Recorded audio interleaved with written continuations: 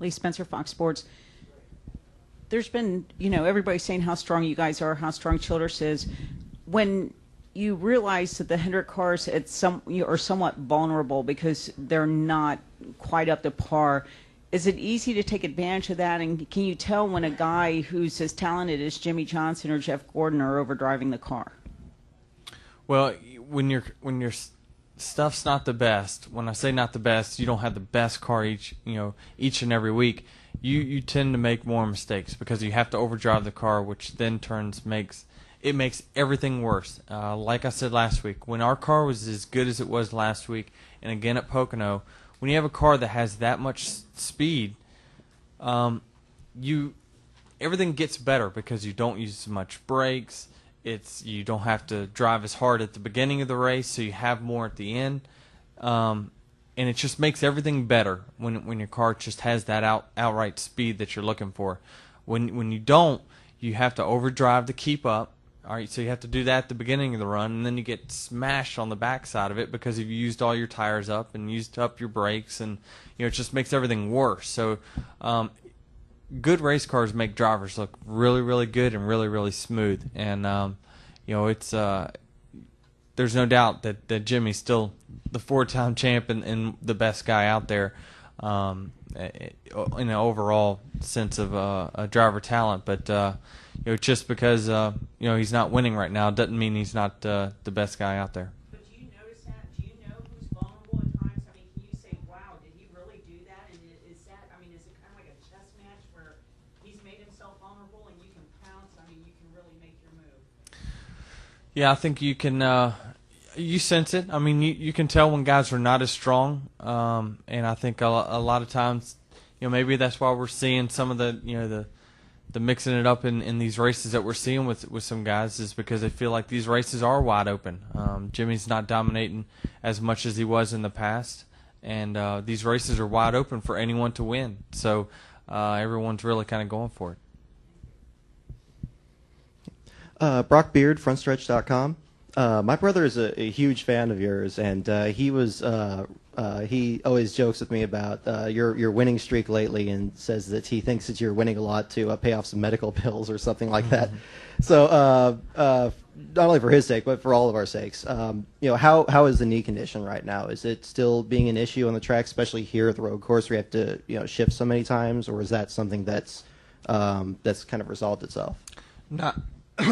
It's more resolved itself than anything. Over time, it's obviously going to get better, and I'm, 3.5 probably months or so removed, or 3 months removed from it now. So it's for me, it's a non-issue. It's my biggest problem right here at this road course right now is the driver is just does not have enough talent to be up there. So it's I've just got to continue to get better.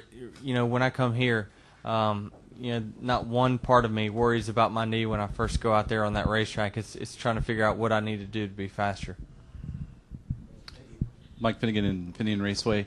Denny, just being a couple of years out here on the track, what's the biggest lesson you've learned, and what do you think it's going to take to get you into victory lane? Well, I think I think we could get better road course cars would help us be better at these tracks.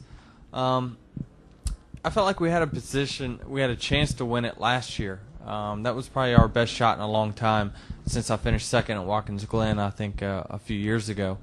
But, it's just what's confusing to me is that, it seems like early in my career I'd run really good in the road courses when I knew the least amount, and the more I research and try to do homework on it and try to get better, that seems like the slower I get. So it's weird how that works sometimes, but really it all comes down to just having the all-out speed. But we saw with the Marcus Ambrose and Jeff Gordon test that one hops in the other car and says, "Well, the speed's in the seat; it's not in the car." So maybe I need to figure that out. Let's check upstairs. Do we have any questions upstairs for Denny? I have one. Hi, Josh. Denny. Tom Zaleski, the Spectrum of St. George, Utah.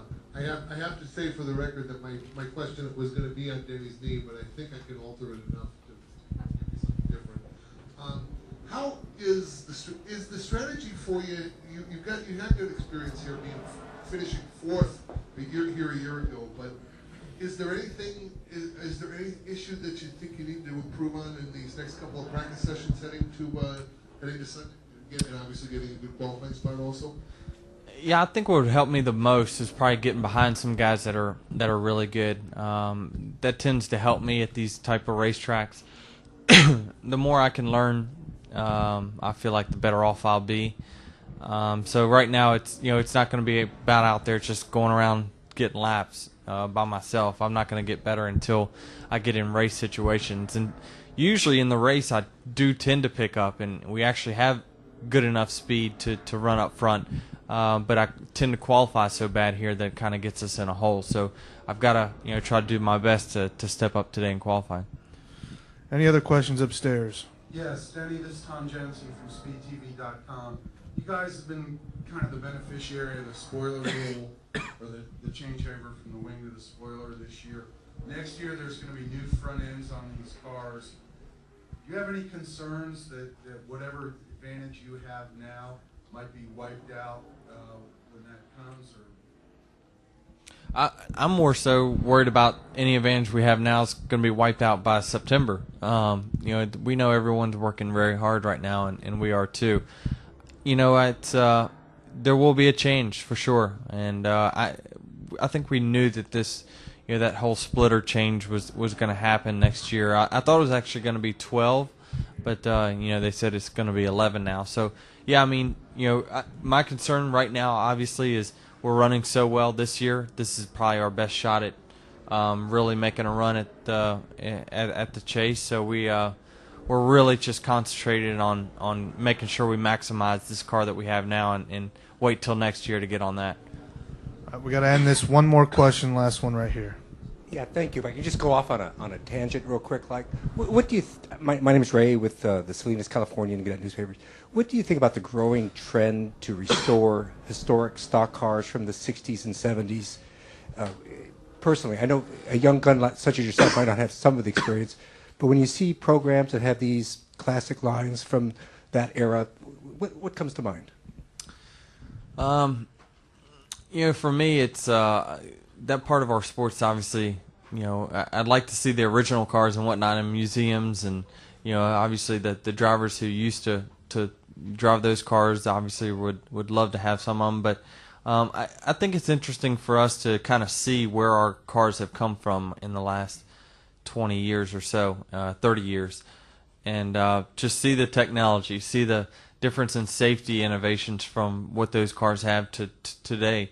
And it's amazing to see the cars that guys used to race back in the day. And it's amazing to me that, how nervous I am if I happen to maybe leave a Hans clip undone for one lap of practice. I absolutely just freak out.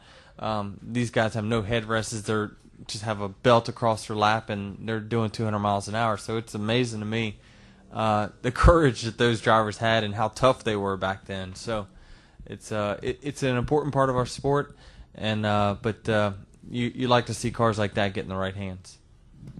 All right, Denny. Thanks for your time today.